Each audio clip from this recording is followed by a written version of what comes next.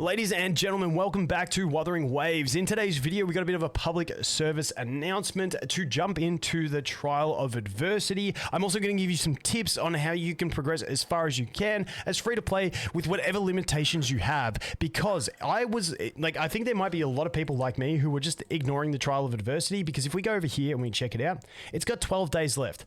I thought I didn't have to stress about this for another like 10 days and then I'd start pushing it. However, massive shout out to my man Grimro for letting me know that in fact there is the shop in here, and the shop is actually resetting in 3 to 4 days depending on what server you're on. You can see here that it's got a monthly limit on all of these, and this one down here you can see it's got 3 days and 9 hours until it refreshes.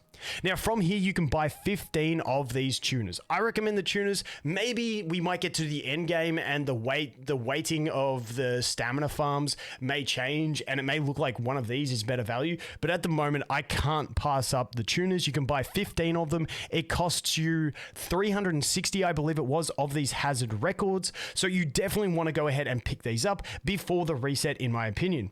Besides that, I'm not buying anything else. I'm just leaving these to stockpile. But once again, I don't know how long each cycle of the Trial of Abyss, what's this called? Adversity? Yeah, dude, there's too many TOAs in different games. But the Trial of Adversity, I'm not too sure how long the reset is, because this one has been like 15, 16 days, something like that. So I'm not too sure, but the shop does reset monthly. So once again, you want to jump in and get these. Now, I want to go through the basics of this thing and how you can get as many of those blue tokens as possible to buy them out. When you jump into the stable zone. Now, the stable zone, you can just use one team the whole way through. I was basically in the mindset of like hazard zone and experiment zone where I did this, but you can basically just use your best team and clear through all of these. Everyone should be able to get through these pretty easily, and you do get yourself a decent little chunk of them.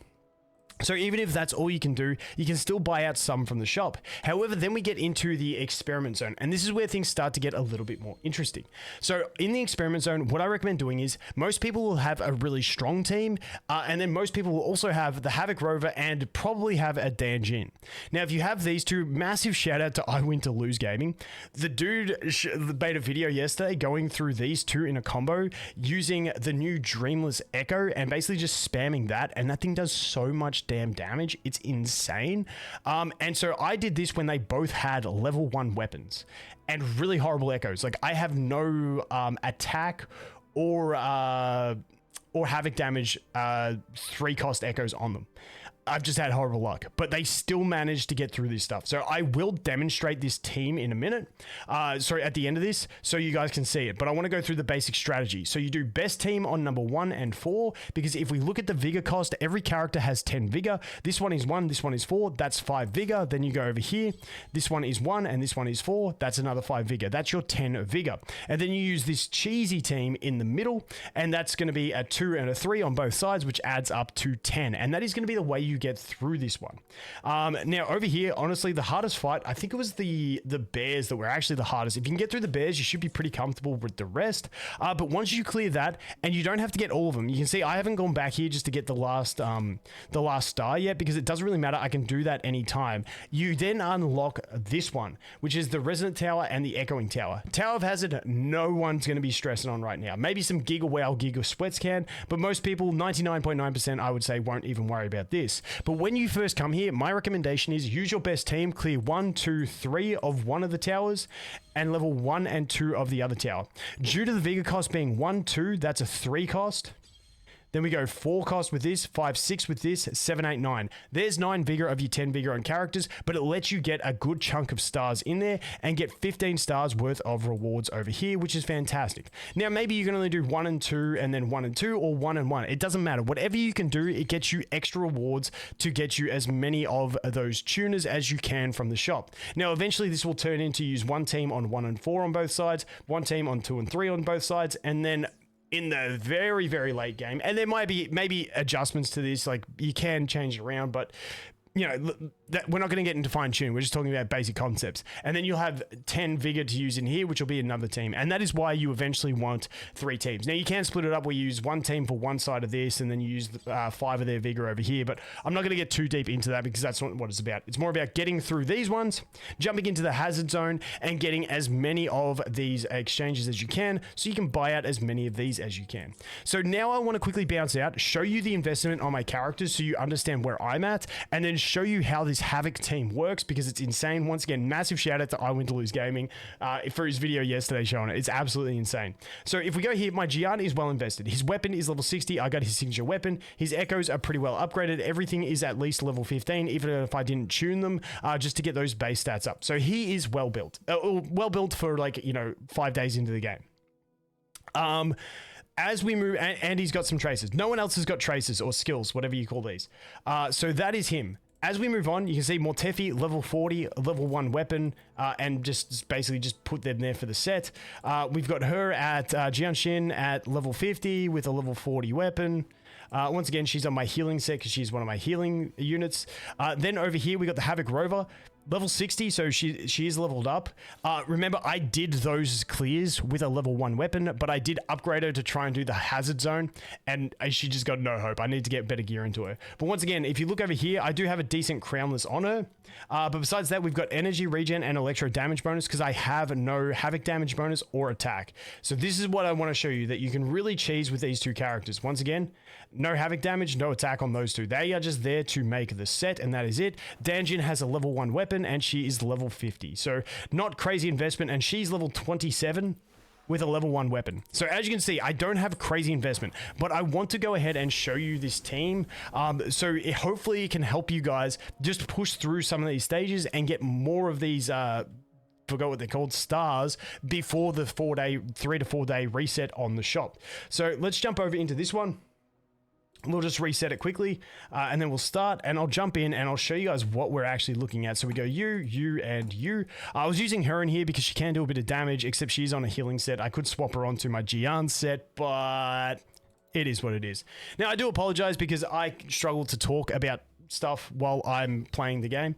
It's just, my brain sucks. But essentially, I'm not going to be playing this optimally. I just want to show you the principle. It's basically both of these characters have the Dreamless Echo as their active Echo, and that Dreamless Echo does a ton of damage. So all I'm going to do, I'm not even going to use my Danjin ult. Now, I could probably use my Danjin 2-hit combo to increase damage, but I'm not really even too stressed about that. I'm just literally going to use MC's ult, MC's Dreamless, swap to Danjin, use Danjin's Dreamless, and then swap over to Jianshin and just farm for the 20 seconds until the Dreamless is back off cooldown.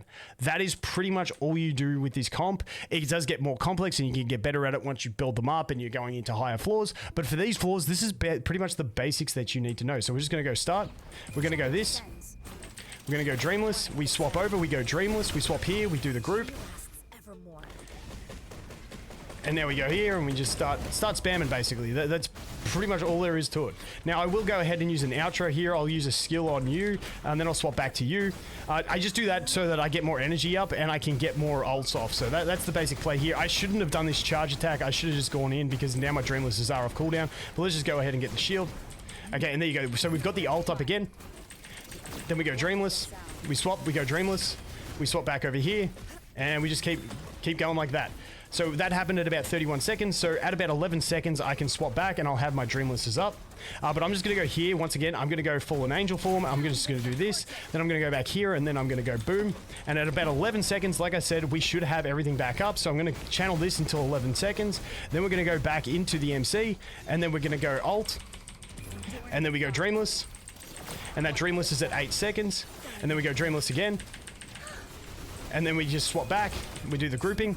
And I think I was at about, I didn't check the timer too well. I think it was at about 5 seconds. So at about 45 seconds, we can swap back over and we can go into Dreamless spam again. And that's pretty much all you do with this is Dreamless spam. So we're just waiting for that 45 seconds to happen. I'm not even doing my channel. I think this is about it here. And then we can go here and then I forgot to do the swap as well to get the energy up. But you guys get the gist. It's basically Dreamless just doing a hard carry. Now, unfortunately, these guys got scattered, so I didn't get to kill them all at the same time, and this could cost me, but, it is what it is.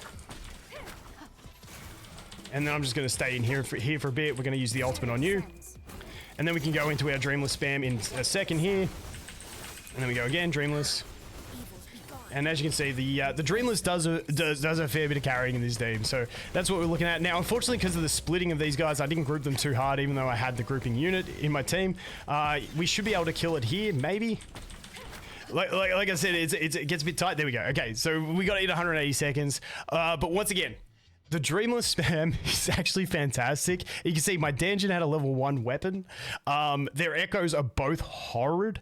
The MC only has a level 40 weapon, but like it does so much damage. So this is a good cheese team for those who are just getting there, only have really like one main character or one main team built. You can use that team to kind of cheese your way through these things and get those early stars so that you can cross through and get as much as you can from the shop. So that pretty much covers it. Hopefully that can help you guys get as many stars as you can to go ahead and buy out the stuff from the shop. But once again, even though it does say it is 12 days left, the shop resets in about 3 to 4 days to go ahead and get as many of those tuners as you can, because holy shit, the tuners become a massive issue. I've still got a fair few because I've been very fussy with what I tune. But if we go over to, for instance, Gian here, I'll take a look at one of his.